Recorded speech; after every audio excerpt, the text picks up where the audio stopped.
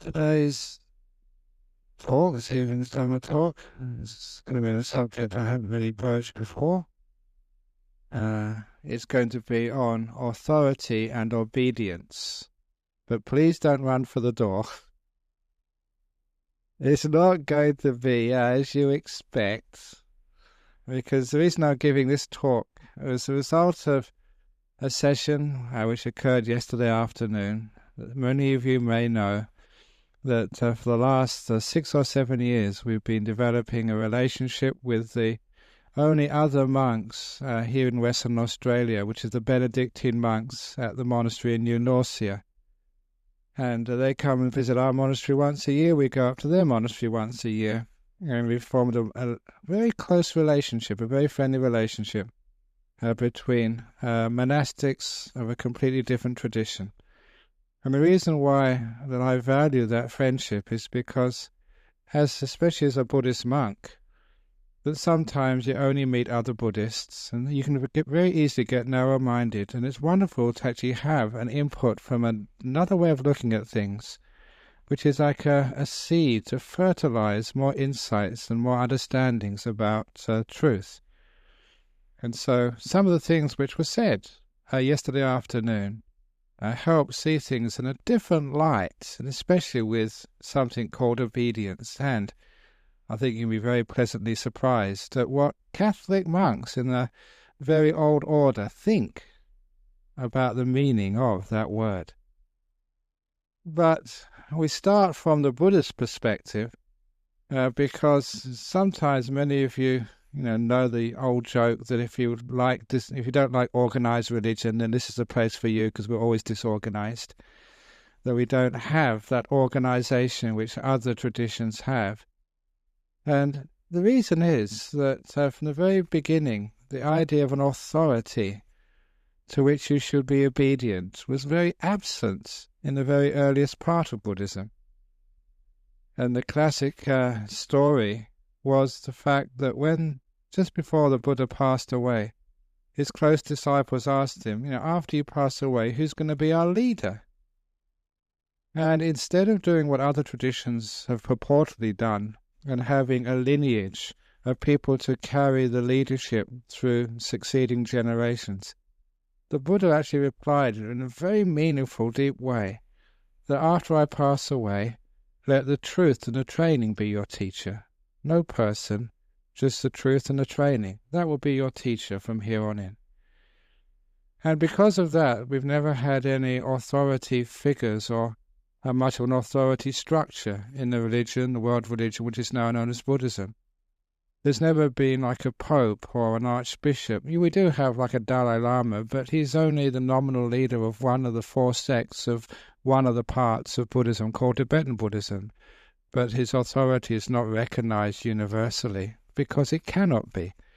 No one can have that authority because it's very clear that from the Buddha's own words that he didn't want any human being or person to carry that responsibility.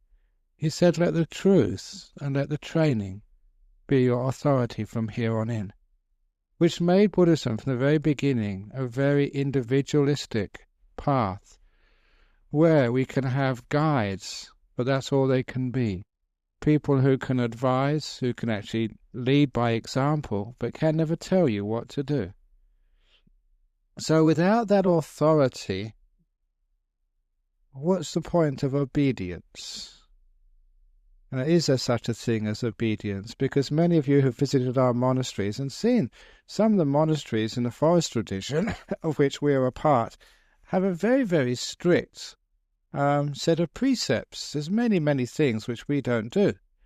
And how can we have such a very strong virtue, and for some people a very austere and ascetic virtue? I remember there was a group of academics who were visiting from Queensland, and they decided just to compare our 2 monasteries, the monastery at New Norcia, run by the Benedictines, and our monastery down at Serpentine. And their comment was, if I was a monk, I'd rather be up there in New Norcia, because at least you get a bed to sleep on, and you can watch the TV, and also you have wine with the meals. And our monastery is far more austere than that. But the austerity there, how come that people actually submit themselves to such an austere regime? Where's the authority there? And you know that I'm supposed to be the abbot. Am I in charge, and do people do what I tell them? And after mentioning the word obedience, one of the monks at my monastery, I won't tell you who he is, but he was actually saying, no, because of my upbringing, so no way will I obey anybody. And you know what that's like? That's many of you feel like that as well. Because, you know, you want your independence and your personal freedoms. So I told him this morning, I said, okay, I order you not to obey me. And he thought about it. How do I get out of that one? Because if he obeyed my order, he'd have to disobey me. If he disobeyed my order, he'd have to obey me. So I called him an advice. But that's only a little joke. But the point is that the idea of obedience, and this actually, and I'll mention the monk's name, it was actually Father Bernard of the monastery in Norcia.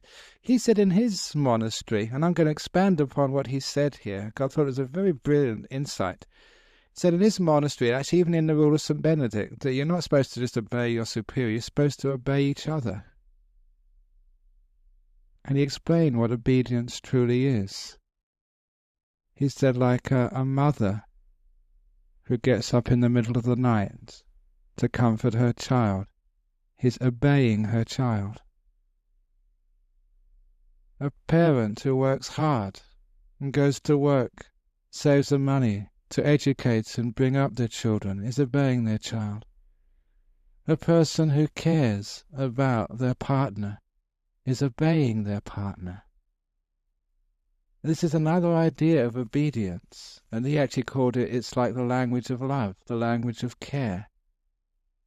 And to me, that it just brought up what I began with in this talk this evening, the idea that the Buddha said, don't obey a person, obey the truth and the training. Let that be your teacher, let that be your authority. And that opens up a very important part of what Buddhism truly is. It's the Dharma, the truth of the moment should always be our teacher. And we should be open to that in every moment, mindfully understanding the truth of this moment and being obedient to the needs of this moment. Whether that's obedient to the fact that your body tells you need a rest, you've been working too hard, it's the weekend, and you're tired. In the recent retreat which I gave at North Perth, as all the retreats which I teach, I try and make it, the authority is you. And first of all, for the first few days, to listen to the truth of the body, what it needs. And it's always the case that when a people come from the busy world in which you live, and come and do a 9-day so-called intensive retreat, the first thing they want to do is sleep. And they listen to their body, and they're obedient to their body, then that's what they do. And it's a wonderful thing to have a retreat where you're not obedient to some teacher or some dogma, but you're obedient to the truth of this moment. So many of those meditators would actually listen to their body and say, look, I've been working so hard. I've been struggling with my family. I've been rushing around because this is the nature of our life these days. And they listen to their body, and their body tells them, I need sleep. But many people are disobedient to their body. They think that they can somehow master it and control it. And they say, no, I'm going to push through. This is my meditation. I'm going to get enlightened. I've only got 9 days. I can't waste any time at all. With that sort of controlling attitude, it's actually a rebellion, a disobedience against the truth of your body. And so people actually, they don't rest and they get very tight and tense. And then I have to keep counseling them all the time about why their meditation isn't working. And the people who do rest, they're not just being obedient to their body, they're being obedient to what we call Dharma, the truth, the reality of this moment. What they're doing is they're asking their body, what do you need? And the body is saying, I need to sleep. And you're being obedient to those commands. In the same way that I mentioned, the mother is obedient to the child when the child needs her. And she goes and attends to that child. Or when your little dog comes up and wants to spend time with you, you're obedient to the dog. Because the dog needs you. So you spend a few moments with it. In this case, the dog, the child, is your body. And so often that because we are disobedient to that body, we think that we are the authority, we are the Pope, we are the person in charge. The result of that is a lot of sickness and even premature death. So often, if we could only listen to what our body keeps telling us, to rest, sometimes to play, sometimes just to relax, sometimes just lay down and do nothing. If we'd only be obedient to the demands of our body from time to time, I think that we would be far more healthy. I'm a great believer in the mindfulness, the awareness, the alertness which you put on your body will actually reveal many of the causes of the sicknesses which are driving our society into a lot of wasted resources, a lot of wasted time, and a lot of suffering and pain. And I often think that the body keeps telling you that you're doing something wrong, but because we're so busy, we don't have time to listen to it. And if we do listen to it, we say, no, I've got no time now to rest. No, I need to do something else. It is a disobedience to the truth of your body. And sometimes your body is just getting old. And sometimes people, even though they're getting old, don't allow their age to happen. And they always are in denial, they're disobedient to the aging of their body. Even monks do that. One of our monks recently, and many of you know who this is, they're I think about 50, and they decided they were doing some work in their monastery in Thailand and decided to jump off a wall. They could do that when they were 20 or 30, but you can't do that when you're 50. And he broke some bones in his foot and was hobbling around for a year afterwards. Now that's actually not being sensible to, what your body is needing. It's actually rebelling against your body and rather being obedient to it. And when you understand this obedience, you understand it is like a love, a concern, a caring for this body, which is trying so hard to let you know what it needs, trying so hard to get you to listen. And because of disobedience, you get punished. And that punishment, obviously, is the illnesses and sicknesses. I still recall just in a recent trip to Singapore, visiting somebody in the cancer ward of Singapore General Hospital. And it wasn't a ward, it was a whole floor of ward after ward after ward after ward after ward. I walked a long distance, and every of those wards were people with cancer. And it really made a strong impression upon me that how so many people are suffering from that disease. And sometimes you ask why. Why is it so prevalent? And I think a lot of times it's because we are disobedient to our body. Our body often tells us we're working too hard. Is that what it told you this week? What have we done? Have we really been obedient and cared? If you do, you find that life becomes so much easier. People who just go on a meditation retreat and relax and just sleep for the first few days, they feel so much better. The tension in their mind, which is often caused by the tensions in their body, can be relieved. You feel free of the burden of the tightness in your physical body. It's one problem you've solved just by listening. Obviously, to be able to be obedient, you have to listen. And when I actually looked up this word in the dictionary, that's actually what the word actually comes from, because I love etymology. What is actually the original meaning of this word? The original meaning of obedience comes from a Latin root, means to listen, to hear. So really we should be listening and hearing to our body. And next, to go deeper, we can be obedient to our relationships. Because we have a big thing these days of who wears the pants. in the old days, like men would wear pants, women would wear skirts, and now when both wear pants, it's very difficult to see who's in charge of the relationship. Who's the authority? And there's too many relationships become that way. One is the authoritarian, the other one is dependent. And that's a very, very, as I've mentioned here before, dysfunctional relationship. But that's sometimes the relationship you find yourself in. One is authority figure, tells you what to do. And the other one is obedient. But the idea of obedience here takes on a different manner. And the authority is not the person, but the truth of that relationship. So it's not a person anymore. It's taking that away. And you're being obedient to the needs which exist between the two of you. In other words, you're hearing what is going on between you. As I've mentioned here several times, the trick in a relationship, the way it works, is never to think of the other person. I've mentioned that in very many marriage celebrations which I perform. When I tell that happy couple, and I've done a couple here, and I can remember just telling these two people to come all the way from Singapore to get married and have my name on their marriage license. They went to great efforts to do that, so I decided I'd better teach them something really useful. Otherwise, they come back and complain and ask for their money back. So I told them, these two, what people are like when they're in love about to get married, always soft and daft. And I told the two of them, I said, now from now on, you should never think of yourself. And they all said, oh yes, we should never think of ourselves. They agreed on that one. I said, from now on, you should never think of the other person. What?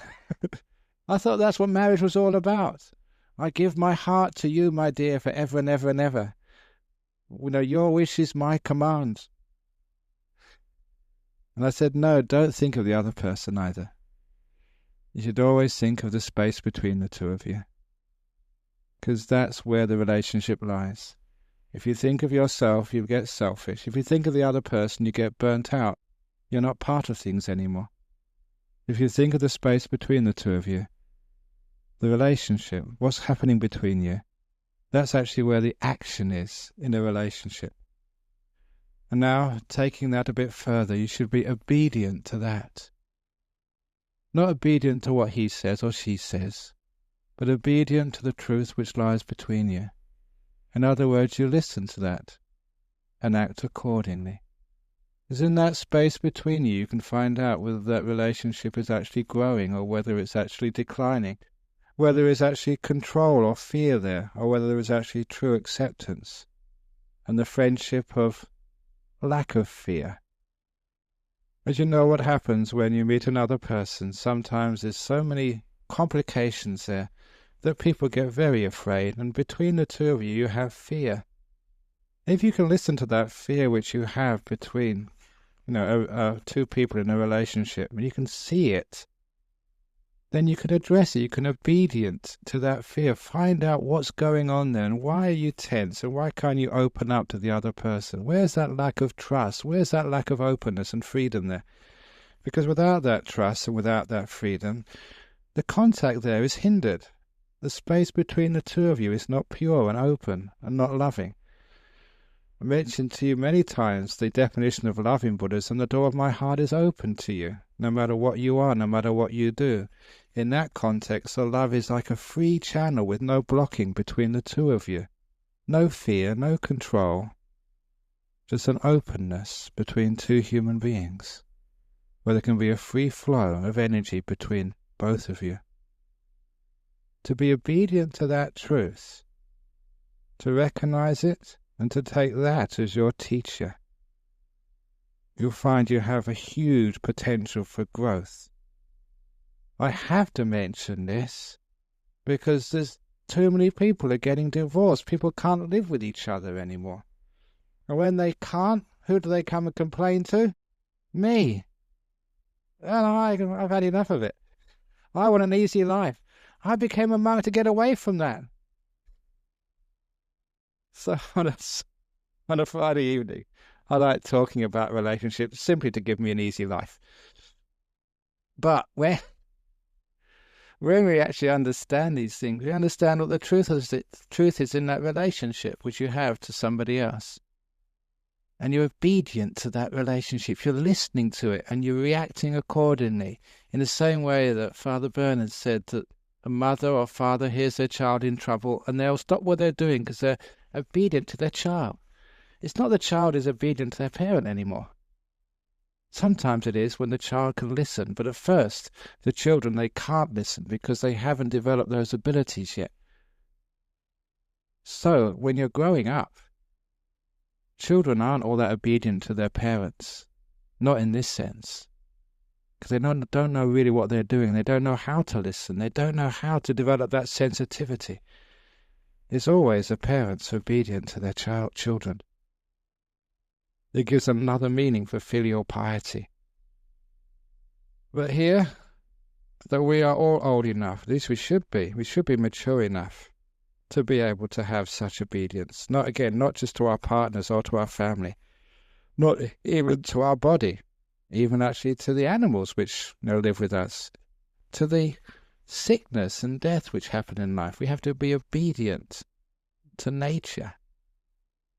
One of the problems with our modern world, whether it's environmental degradation, global warming, cutting down of forests, pollution of the waters or whatever, again, that's a disobedience to nature. As if we're controlling it and we're not listening and learning. We're not hearing what's happening in the world. When we don't hear, then we can't actually see what's going on. We can't be obedient to the needs of the world around us. And just as any relationship which we have between two human beings, we also have the human relationship to the area in which we live, to the land around us. And when we think we are controlling, that we are the authority, that we are the truth, that we are the people who should be in command, then we misunderstand authority. When the Buddha said that after I die, the truth and the training will be your authority, will be your teacher, you understand it's not you. That truth, that training, is how you relate to things. So if we could only listen to the way we relate to the world around us, the way we relate to the water, the grasses, the trees, and the air, then perhaps we become more sensitive, and that obedience to truth will give us prosperity, safety, and happiness, instead of the dysfunctional properties where the earth is about to get divorced from human beings. They've had enough, and they want to leave. Leave us alone. Because we are being like that partner in a relationship which is too difficult to live with, the abusive partner in the marriage of humanity to this earth. Understanding what that obedience is means it's not just a listening, which is its root meaning, not a sense, just a sensitivity, but that listening and that sensitivity is the beginning of the caring, of the reacting appropriately to the situation around us. And that is, as I mentioned in passing, but I didn't develop, that's also obedience to nature as well. Because we do get sick, we do die. That's part of our life. And too often we try and resist that at all costs. In our Western world, I was really surprised to see the most important thing, the situation in which you can suspend all types of ordinary laws and rules of behavior, was when it's a matter of life and death. When it's a matter of life and death, you can almost do anything. I think, come on. Big deal, life and death. In Buddhism, I believe in reincarnation. I know you've lived before. So what, you died, you've done it before, you're going to live again. It's not whether you die or how or when you die. It's how you die, or rather how you live, which is most important. The death moment is just a moment. It's all those moments beforehand, your life, which is important. It's how you live and how you approach that moment, which is really, really important as far as I'm concerned, not if you die. And sometimes that we sacrifice this moment because anything to keep living. Whatever it takes to put off death. And that seems to me is very, very dysfunctional. That's being disobedient to the nature of your existence, the nature of your life. And when I've seen people being disobedient to nature, you can see them struggle and fight against something which they can never conquer, but which in the attempt to conquer it and control it causes so much suffering, so much pain, and so much missed opportunities to enjoy the death process. I've seen many people dying beautifully. People dying, as I said, I think last week, with class.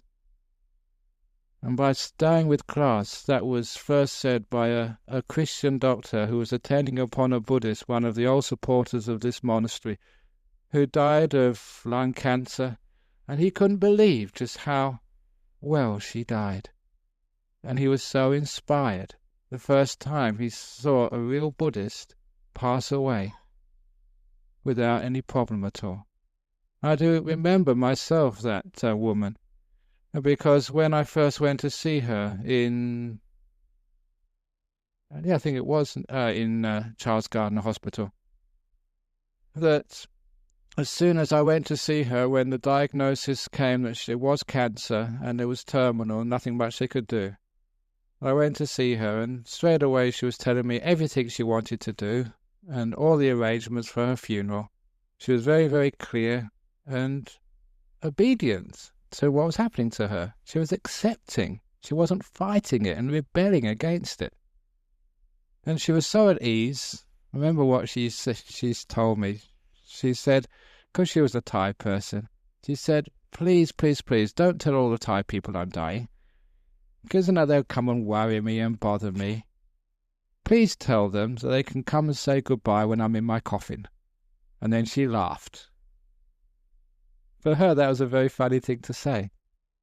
And as soon as I left, I remember that the ward sister was waiting for me outside and asked me to come into her room. I wondered what was going on. And she said, I'm so glad you've come. I said, why? Because that woman you've just seen, she's in denial.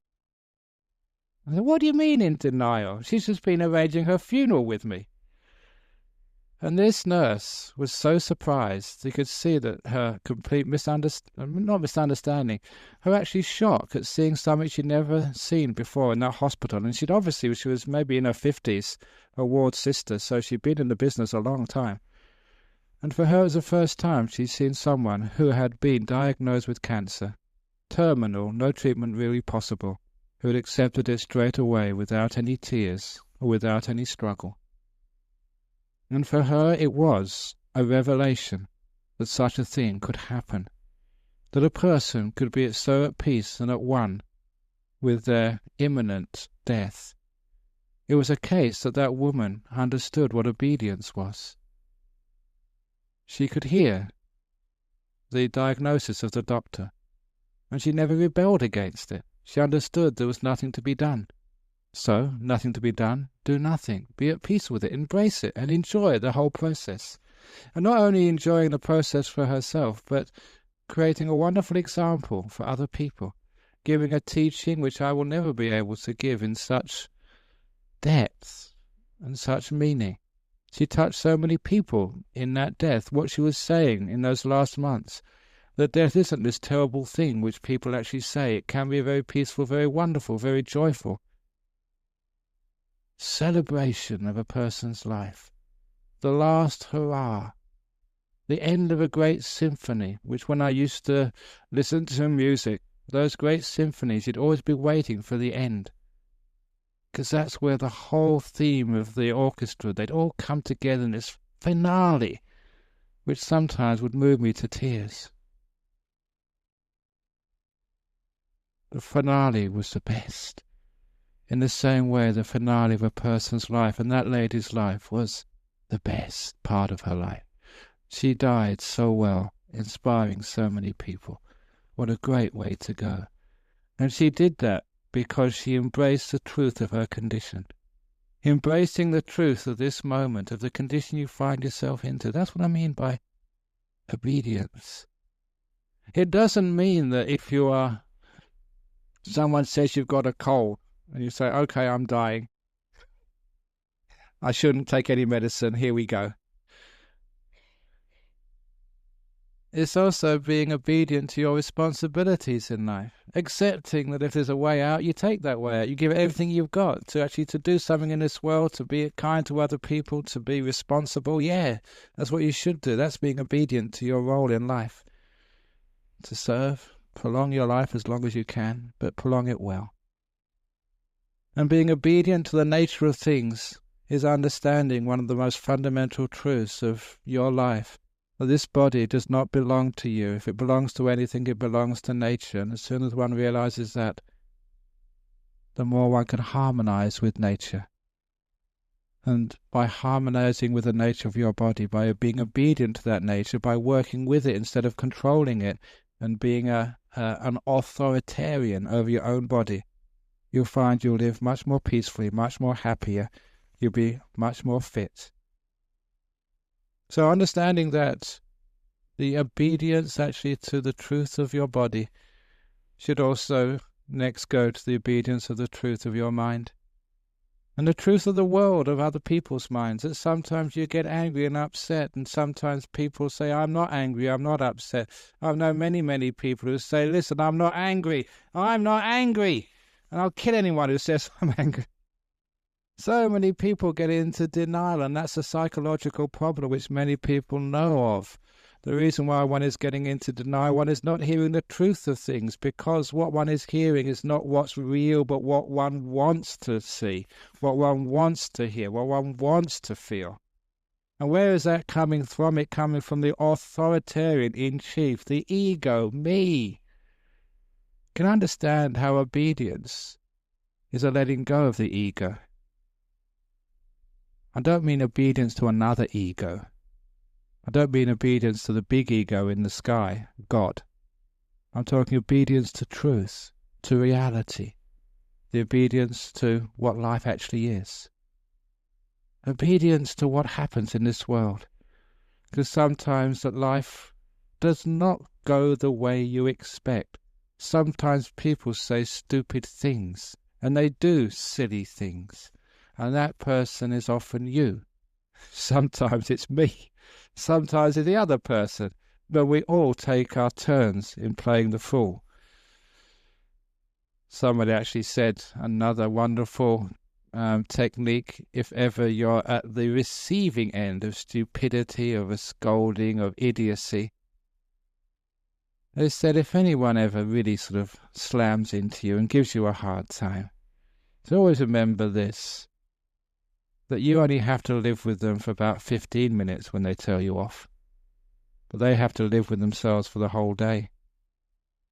So have compassion on them.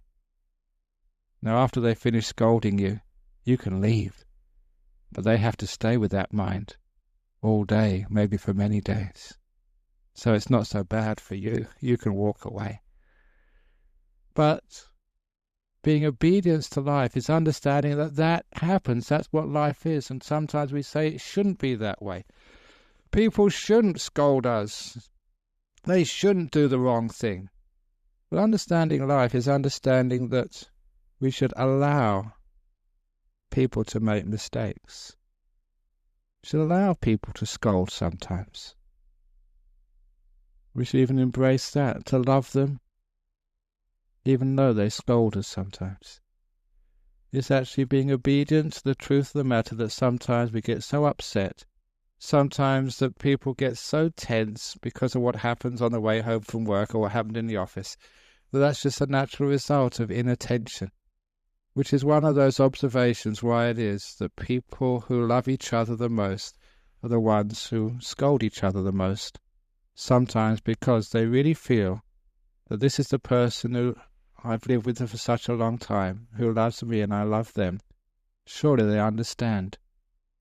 Hopefully they understand that I'm not scolding them because they've done something wrong. I'm saying these things because I feel so tense inside. It's a relief mechanism. It's letting off steam. That's all it is. Because that's usually what happens. Sometimes just those bad words.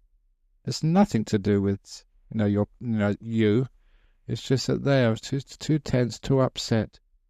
And it's almost like a cry for some compassion.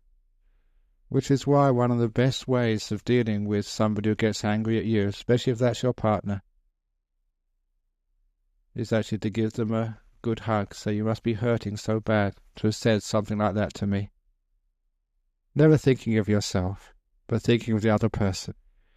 And the classic story of that, I'm not quite sure the last time I said this, but it's one of my favourite stories, again from the Christian tradition, is a story of one of the monks who was living with St. Francis of Assisi in those days, who was such a kind monk that when he went on alms round, because we have similarities in the Franciscan tradition and the Buddhist tradition, we actually go on alms round around town to get our food.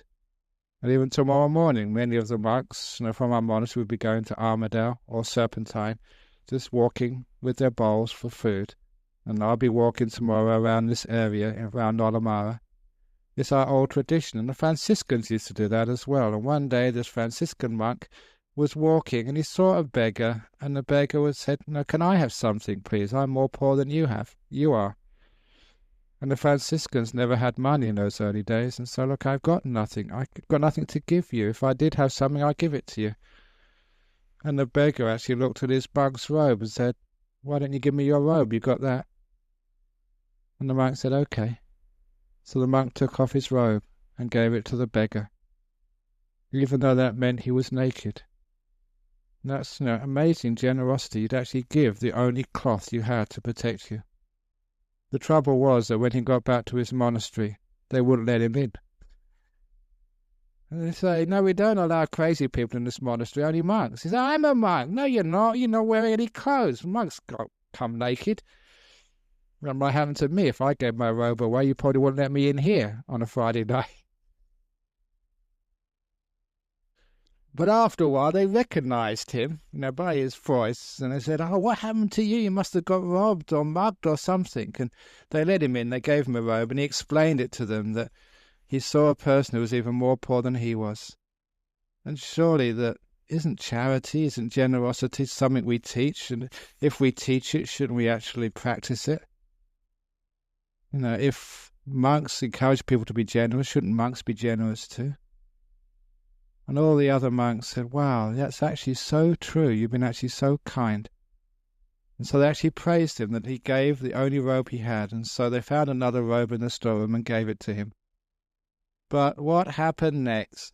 The word got around that monk was a soft touch. So the next day he went on alms round. Another beggar said, "Oh, I'm so poor, I need something." And he said, "I've got nothing to give you. You got your robe." So a second time he gave his robe away, and a second time he came back naked, but this time they recognized him, brought him in, and gave him another robe. When it happened the third time, the abbot called him into his office and said, "That's 3 times you've come back naked. That people are taking advantage of you." The word has got around amongst the beggars that, just ask this monk and give him his robe. And we've only got so many robes in the storeroom, and we can't keep giving them away like this. You shouldn't do this. And he scolded this monk for over an hour. Now, when you're being scolded, isn't it the case that most of us think, that's not justified? You shouldn't scold me. And especially that was the case. That monk had done something very beautiful, had been so kind and generous 3 times. Does that really deserve a scolding? Most people would stand up for themselves and say, "No, you've got no right to scold me," and argue their case, but this monk didn't.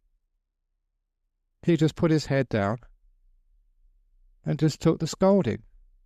When the abbot thought he taught this young monk a lesson, he let him go. But the monk just came back half an hour later, knocked on the abbot's door, and said, "I have some soup for you, some hot soup." The abbot said, "What you got me some hot soup for?" And the young monk said, "Because you shouted at me so much, you must have a sore throat."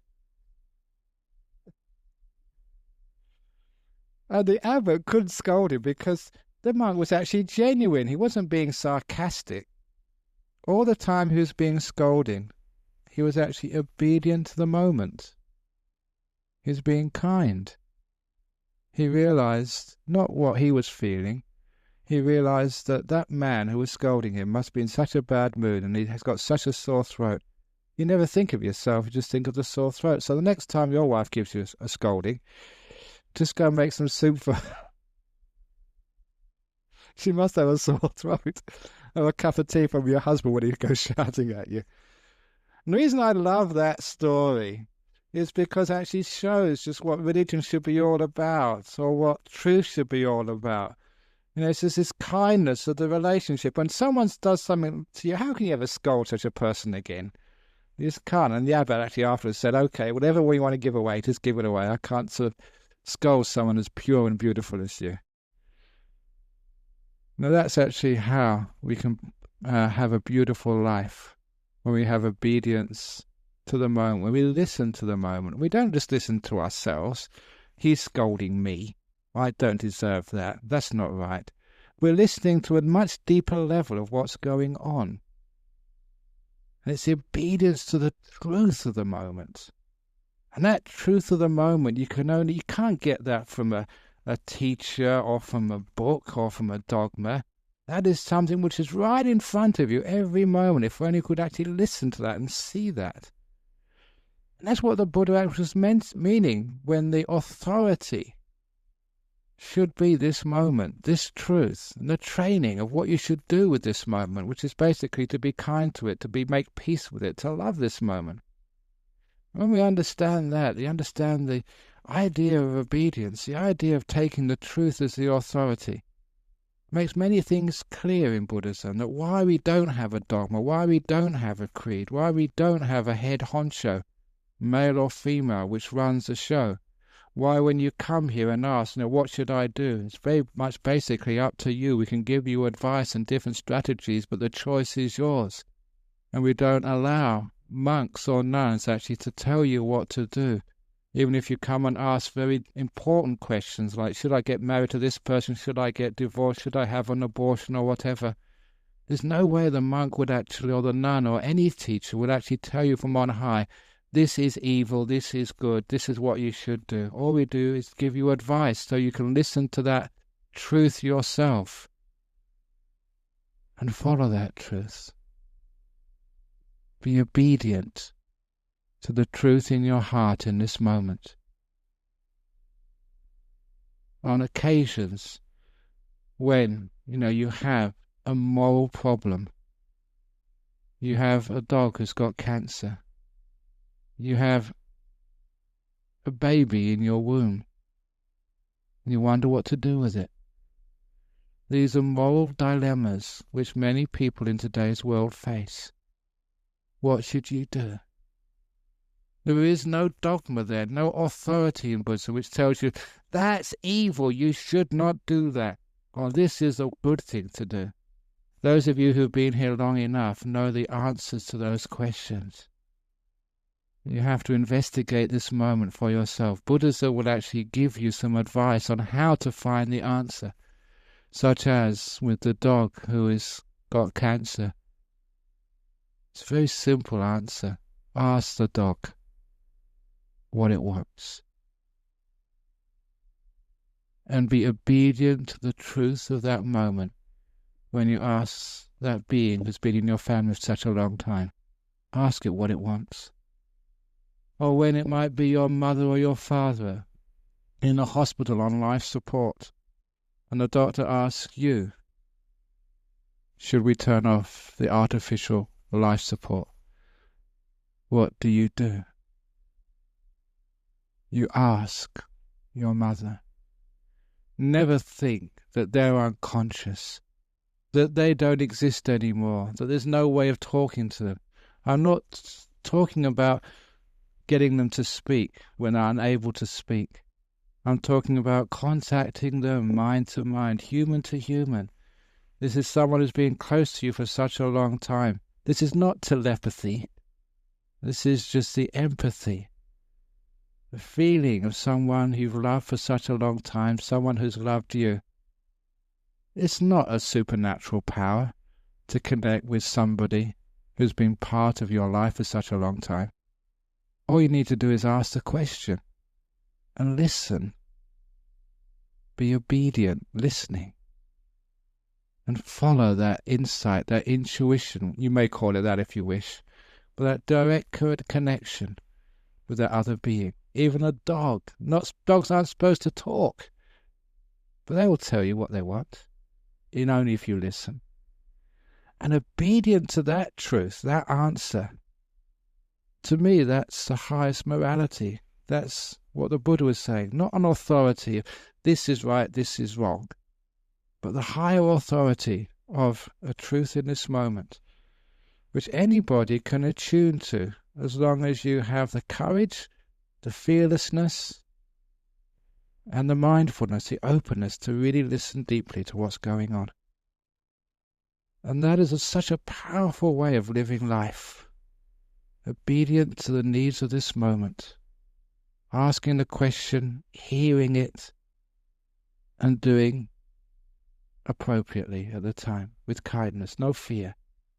What this means is you have a means of living life, a structure which is not, some guy in a funny hat going around telling you with infallibility what's right and what's wrong, not some father figure or mother figure, matriarchy or whatever, telling you what to do, but giving the responsibility to the only place it can really lie, in your heart, in your mind, and encouraging people to be obedient to that.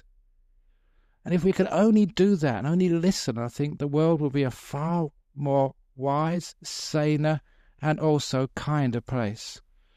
And I truly understand, or believe you might say, just experience, that human beings are just nearly all basically good. In fact, I've never seen or met anyone who was evil. And even though I've been in sort of prisons, teaching people who've been multiple murderers, rapists or whatever.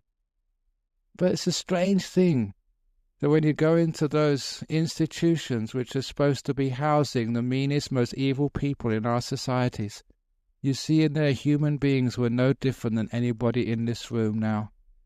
I don't mean there is rapists and multi-murderers at loose in the Buddhist Society of WA. I mean in every human being there is this beauty, this kindness, this goodness there.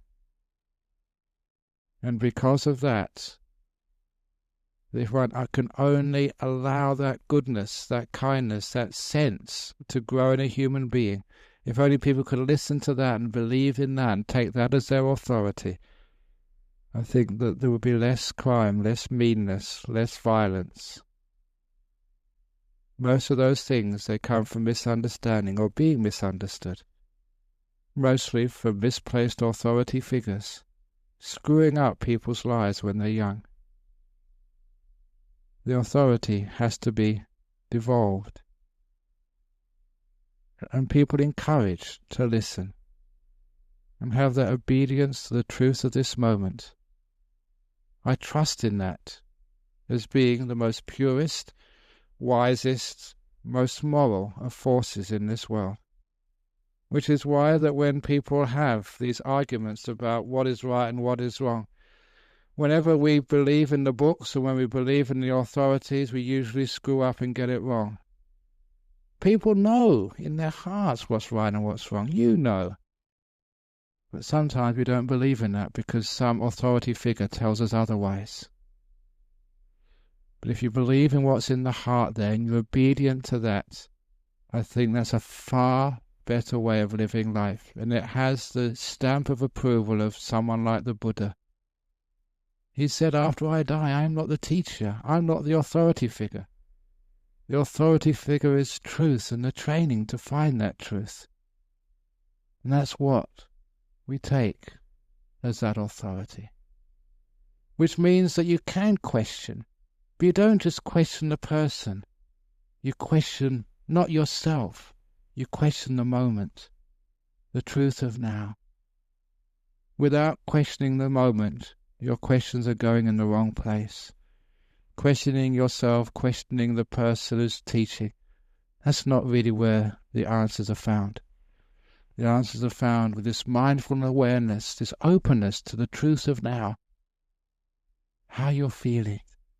What's happening between you and your body? What's happening between you and your mind? What's happening between you and your partner? Find that place. Ask the question of what's going on there. put peace, put love, put kindness there. And you'll always find whatever happens in life, you'll be going in the right direction. This is a radical teaching because it goes against the grain of what we want in this world. Too often people don't obey authorities, but they do. They think you are the authority, or the monk is the authority, instead of understanding, or the Buddha is the authority, or God is the authority. And too often our cultures, our worlds, have put that authority in somewhere else, and we haven't really felt what's happening in the moment. And it means there's been too much violence, intimidation, wars. How can you ever fight a war if you're true to this moment? You see someone rushing at you with a gun. You see in them just a mirror image of yourself. You see their face, your face on their body. You can't pull the trigger. The truth of the moment will always give you peace, empathy, compassion, and freedom. That's why if you want to believe in anything in this world, that's what one should really believe in. So this is what the authority in Buddhism is. When the Buddha passed away again, he said, I'm not going to set up a leader.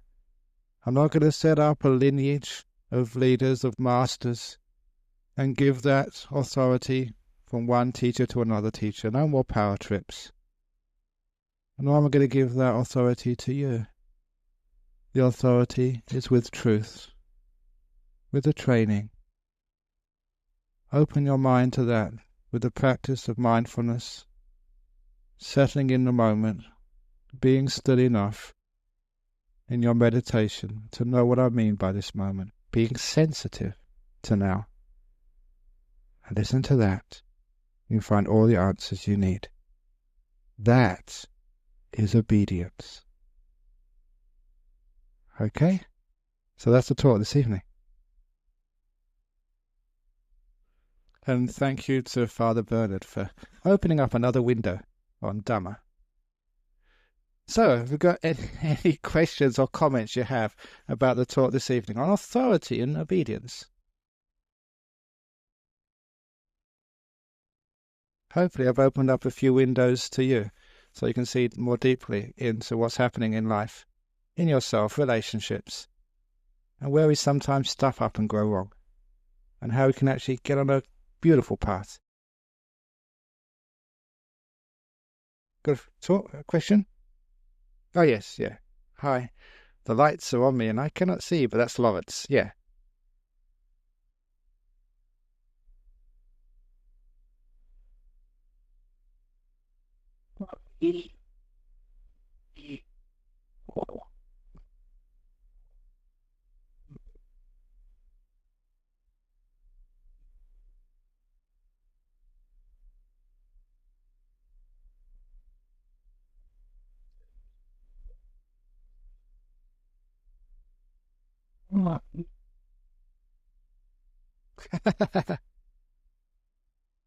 I think you're saying there, for the sake of the audio tape, that sometimes you have some conflict with the Buddhist metaphysical ideas and your own ideas and other ideas, and how can you reconcile the two?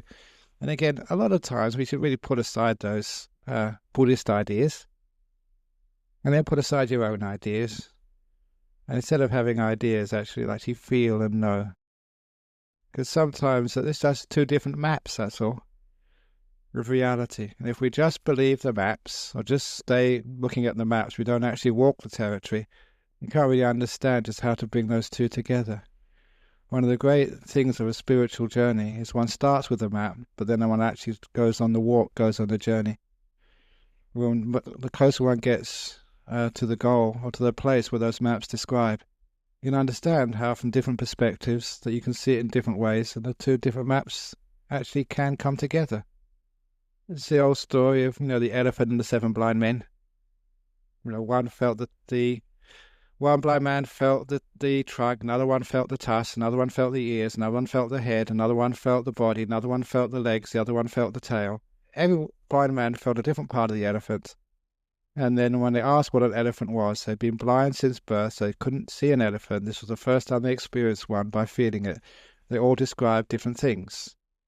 You know the story. The one who felt the tusk said it was a plough. The one who felt the leg said it was a tree trunk. The one who felt the backside tail said it was a fly whisk. The one who felt the trunk said it was a snake. And sometimes you can argue and you can go to wars on what an elephant is. And this is the problem with not just different religions, even within Buddhism. We got this sect and that sect. We got Mahayana, we got Theravada, we got Vajrayana, we got Zen, we got Dzogchen. We got heaps of sects. Why is that? A lot of the time, it's very easy actually to move between the different traditions of Buddhism. We're all great friends, because actually, when you actually feel the elephant for yourself, you realize that you're just feeling a part of the elephant. And what we really should have done from the very beginning was actually, instead of arguing, combine, compare notes. So your Buddhist ideas and your ideas, they're not actually contradictory. You can put them together to get the fuller picture.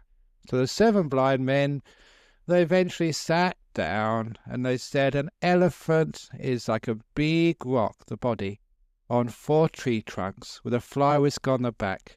They got a smaller rock on the front, a little bit high. On either side of that front rock is like 2 ploughs with a snake in the middle and 2 fans as ears on the side. And I say that's a pretty good description of an elephant to someone who wouldn't see it. And it's not in conflict anymore. It's actually combining different people's experiences of truth. Isn't that beautiful? A way forward. So even not just the different parts of Buddhism, but the different religions and agnosticism, atheism, anything. Why do we always argue? Can't we actually sit down and combine?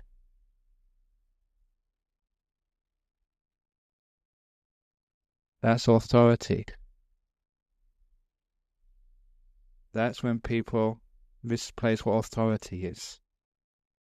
I know, so I am the authoritative person, and you believe in me, otherwise I'll excommunicate you, Lawrence, and you will go to hell where you will burn. And people use that fear, they believe that sort of stuff. But remember, authority, to actually exercise authority, is usually done through fear. You know that whole system. But there's no fear here because there's no authority other than the truth. And that truth isn't sending you to hell. How can truth be so mean and cruel? Do you know truth is peaceful, liberating? Truth is freedom. But that truth is not personified as a person. So authority figures. The Buddha said, no more. The Dhamma, the truth, is your authority. Great teaching, very radical, but very beautiful. I love it. Okay, so thank you for listening to this evening. I hope it frees you in some areas. Now prayer is face to Buddha Dhamma Sangha. Arahang Samba Sambuddho Bhagava Buddhang Bhagavantang Abhiwade Sawakato Bhagavata Dhammo Dhamma Namasami Supatipano Bhagavato Sawaka Sangho Sanghang Nama